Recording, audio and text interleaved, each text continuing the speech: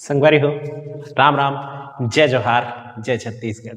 मोर नाम शेखर है। मैं नॉलेज हब कोचिंग संचालित करता हूँ रायगढ़ छत्तीसगढ़ में, आपके अपन प्रदेश छत्तीसगढ़ में। संगवारी हो, 2 मार्च और 3 मार्च के समाचार एक साथ अपन के सम्मुख हाजिर करे हूँ और एक साथ लिख लेवा भाई। का है कि लगातार अभी जो क्रम है वो गड़बड़ा गई से। अब ऐसे है कि 11 महीने ले हमन सब काम धंधा बंद करके बैठे हैं। रोजगार जो है हमार असली रोजगार जो है वो छिन गे रहिस। अब फिर से एक घ अपन पैर में जो खड़े होए के प्रयास है तेन ला करत हन। हालांकि कोरोना के कारण अभी भी हमार जो प्रयास चलत है क्लास वापस शुरू करे के, उमें अभी भी बाधा पहुंचत है। छात्र जो है उतना संख्या में अब नहीं जुड़त हैं जैसे पहले के जो माहौल रहिस। एमें बहुत सारा और दूसर कारण भी है, लेकिन ऐसे अवसर में आप बहुत निराशा ले घिर जाते हैं और वही दौर अभी मैं महसूस करत हूँ। एकरे खातिर थोड़े से वीडियो आए में एती तेती हो जाते। बाकी प्रयास मोरे है कि आपन सब जो कनेक्ट हुए हों कनेक्ट आखिर तक रहो, जब तक आप सफल नहीं हो जाओ तब तक मैं आप मन के संग बने रहा। लेकिन अपन जिंदगी चलाए बा, अपन परिवार ला पोसे बा, हमू मन ला भाई काम करना पड़ते और वो काम के ठीक प्रतिसाद नहीं मिला जब, तो थोड़े से दुख जो है वो पहुंचते। वही अब का करिया, अपन मन के बात कतेक शेयर करबो, तब हिंदी में आत हन और आके आज के समाचार ला आप मन संग साझा करत हन। पहला समाचार, तुहर सरकार तुहर द्वार अभियान। ये एक बहुत महत्वपूर्ण अभियान था छत्तीसगढ़ राज्य सरकार के। यूं कहें कि रायपुर निगम क्षेत्र ने इसे शुरू किया। रायपुर निगम क्षेत्र में इसे बहुत अच्छा रिस्पांस मिला। एक लंबे समय तक सरकार के जो व्यक्ति थे, कर्मचारी थे, चाहे वो एडमिनिस्ट्रेटिव क्षेत्र के हों या राजनेता हों या जनप्रतिनिधि जिन्हें हम कहते हैं, वो सभी जनता के बीच सीधे जा रहे थे और उनसे उनकी शिकायतें लेते थे और त्वरित समाधान करने की बात कही गई। और इसको मिले हुए रिस्पांस को देखते हुए ये फैसला लिया जा रहा है कि हर साल रायपुर में होगा और साथ ही साथ छत्तीसगढ़ के बाकी के निगम क्षेत्र और पंचायतों में भी अब इस योजना का पालन किया जाएगा।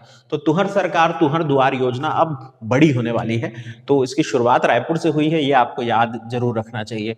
बहरहाल इसका समापन हुआ रायपुर के लिए और इस अवसर पर मुख्यमंत्री ने यह कहा है कि ये पूरे छत्तीसगढ़ के हर पंचायत क्षेत्र और नगरीय निकायों के लिए लागू की जाएगी। फिर हम बात करेंगे कोरबा मेडिकल कॉलेज के भूमि पूजन की।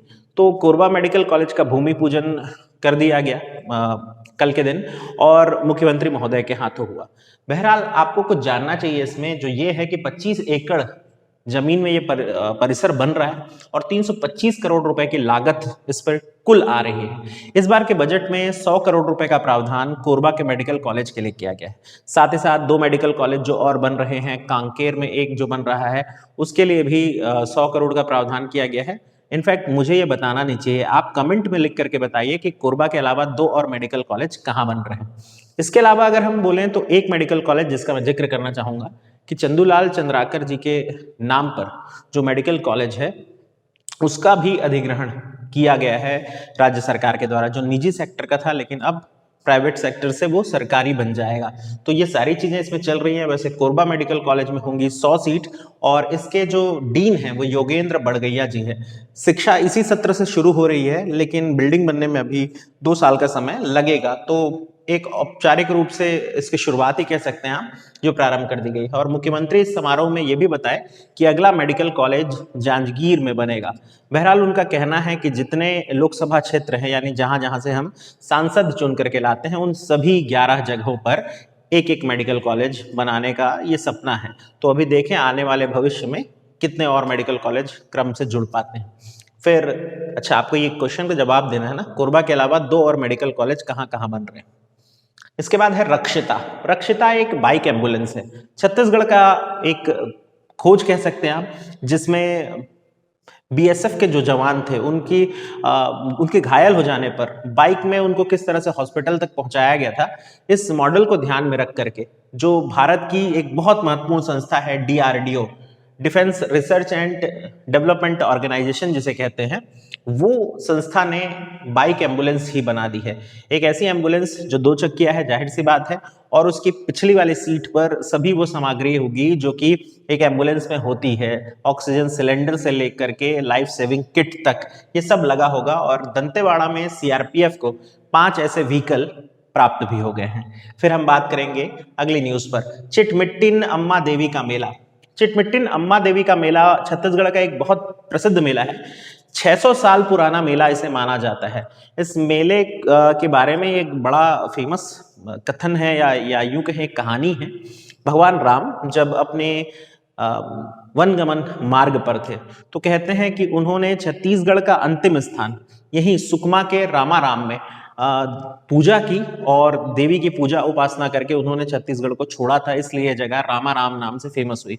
इस जगह पर यह मेला लगता है जहां 3 देवियों का मिलन होता है। एक होती है चिटमिट्टिन अम्मा देवी, एक होती है रामारामिन देवी और एक होती है मुजरिया या मुजठिया देवी।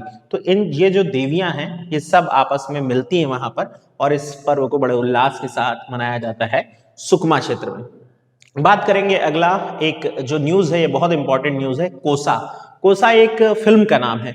ये फिल्म अभी सिनेमाघरों में रिलीज नहीं हुई है, लेकिन अंतर्राष्ट्रीय फिल्म समारोह जैसे कैलकाटा हो गया या पौंडीचेरी में हुए फिल्म समारोह में इसका प्रदर्शन किया गया और ये बहुत ज्यादा तारीफ बटोर रही है। तो हम ये जानने का प्रयास करेंगे कि इसे हम क्यों पढ़ रहे हैं। कोसा जो है वो छत्तीसगढ़ के बस्तर क्षेत्र पर आधारित एक कहानी है कि कैसे वहां नक्सल प्रभावित क्षेत्र होने के कारण आम लोगों के जीवन में डिस्टरबेंस आ गया है। आम लोग उससे पीड़ित हो रहे हैं, सफर कर रहे हैं। वो पुलिस और नक्सलियों के बीच संघर्ष में किस तरह से परेशान होते हैं, ये उसकी कहानी बताई गई है। तो कोसा जो है वो इसके डायरेक्टर हैं मोहित प्रियदर्शी, जो बिहार के रहने वाले हैं वैसे, लेकिन इसके जो मेन एक्टर हैं कुणाल भांगे, ये बिलासपुर के रहने वाले हैं और हो सकता है ये फिल्म का प्रदर्शन जल्द ही आपको देखने को मिल जाए। अगली बार हमारी जो न्यूज है वो है डोंगरगढ़ से। डोंगरगढ़ में प्रसाद योजना की आधारशिला फाइनली रख दी गई। कल के दिन मुख्यमंत्री महोदय मौजूद थे और साथ ही साथ वर्चुअल समारोह में केंद्रीय पर्यटन मंत्री प्रहलाद पटेल जी भी मौजूद थे। इन दोनों के द्वारा इस योजना का शुभारंभ कर दिया गया। छत्तीसगढ़ को इस योजना में 43.33 करोड़ रुपए मिल रहे हैं, जिससे डोंगरगढ़ का एक तरह से कहें डेवलपमेंट किया जाएगा। यहाँ श्री यंत्र जैसी एक डिजाइन में सुंदर से आकृति बनाते हुए पूरे हाई टेक सुविधा देने की व्यवस्था की जा रही है पर्यटकों को। इसमें बहुत सारी अलग अलग तरह की चीजें होंगी, कैफेटेरिया होगा, प्लेइंग जोन होगा, ऐसे बहुत सारी चीजें हैं जो ऐड होने वाली है। बाकी ये बताया जा रहा है कि डोंगरगढ़ के जो बमलेश्वरी माता क्षेत्र है उसके अलावा प्रज्ञागिरी, इन दोनों परिसर के बीच ये डेवलपमेंट होगा।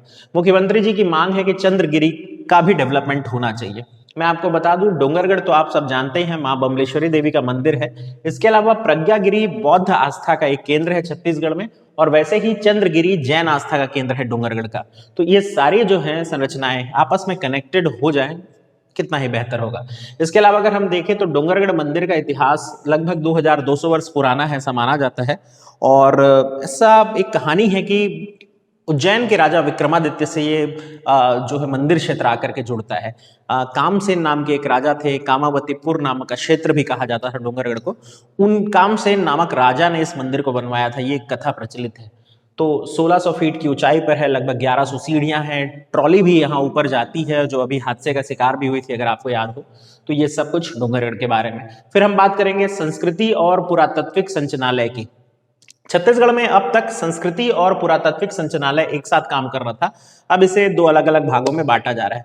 यानी सांस्कृतिक संचालनालय अलग होगा और पुरातात्विक संचालनालय अलग होकर काम करेगा। वैसे दोनों विषय भी अलग अलग थे, पता नहीं क्यों अब तक एक साथ इनको रखा गया था। तो दोनों अब अपने अपने स्तर पर शोध करेंगे, रिसर्च करेंगे और नए जानकारी हम तक उपलब्ध कराएंगे। छत्तीसगढ़ में बहुत सी ऐसी पहल हो रही है जो कला संस्कृति को उभारने के लिए चल रही है, जिसमें से एक छत्तीसगढ़ संस्कृति परिषद का गठन भी है। ये एक बहुत महत्वपूर्ण न्यूज है, इसे थोड़ा ध्यान से सुनेंगे। छत्तीसगढ़ संस्कृति परिषद का गठन जो है ये छत्तीसगढ़ के अलग अलग जो विभाग हैं उनको एक छत देने के उद्देश्य से किया गया है। जैसे साहित्य अकादमी, कला अकादमी, आदिवासी लोक कला अकादमी, छत्तीसगढ़ फिल्म विकास निगम, छत्तीसगढ़ सिंधी अकादमी और छत्तीसगढ़ राजभाषा आयोग, इन सभी को एक मंच देने के लिए छत्तीसगढ़ संस्कृति परिषद का गठन जो है किया गया है। फिर हम देखेंगे अगली न्यूज पर, तो हमारे पास है रायपुर हवाई अड्डा। इसके बारे में क्या है, तो पिछले साल जब कोरोना संक्रमण फैला था, सब कुछ ठप था और जिसकी जिक्र मैं शुरुआत में कर रहा था वीडियो में कि सब कुछ ठप था, पूरा जनजीवन रुक गया था। उसी तर्ज पर जब वापस से चीजें अनलॉक हुई तो गाड़ी एक बार वापस पटरी पे आने लगी और इसी क्रम में सर्वाधिक यात्री जो हैं रायपुर एयरपोर्ट से सफर करने लगे हैं। वैसे पूरे देश में रांची हवाई अड्डा पहले नंबर पर है यात्रियों के सफर करने के मामले में, और दूसरे नंबर पर हमारा रायपुर हवाई अड्डा है जो पूरे देश में सर्वाधिक यात्री कैरी कर रहा है। तो भाई कोरोना के बाद भी ये सब चल रहा है तो हमारे लिए उपलब्धि की बात है। वैसे देश में 58 डोमेस्टिक एयरपोर्ट है, यानी कि जो घरेलू उड़ान सेवा देते हैं उन एयरपोर्ट की बात करें, और उनमें हम नंबर 2 पर हैं, उपलब्धि है। फिर हम बात करेंगे आज दिन के जाते जाते एक सुखद समाचार आया उसकी। शिक्षा के क्षेत्र में उपलब्धि मिली है छत्तीसगढ़ को। आपको याद होगा कि नीति आयोग ने आकांक्षी जिलों की सूची बनाई थी और उन आकांक्षी जिलों की सूची में छत्तीसगढ़ के भी जिले शामिल थे। बहरहाल शिक्षा के लिए नीति आयोग ने डेल्टा रैंकिंग जारी की है और उसमें टॉप 5 जिलों में छत्तीसगढ़ के 2 जिले हैं। एक जिला हमारा दंतेवाड़ा है और दूसरा जिला हमारा बस्तर है। दंतेवाड़ा जहां इस सूची में तीसरे नंबर पर है, बस्तर इस सूची में चौथे नंबर है। तो ये आज का समाचार था। उम्मीद ये रहेगी कि आप हमारे वीडियोस लाइक करें, शेयर करें। बाकी आपकी इच्छा है, आप से कितना अनुरोध करें। चलिए मुलाकात करते हैं। ध्यान रखिए अपना और अपनों का।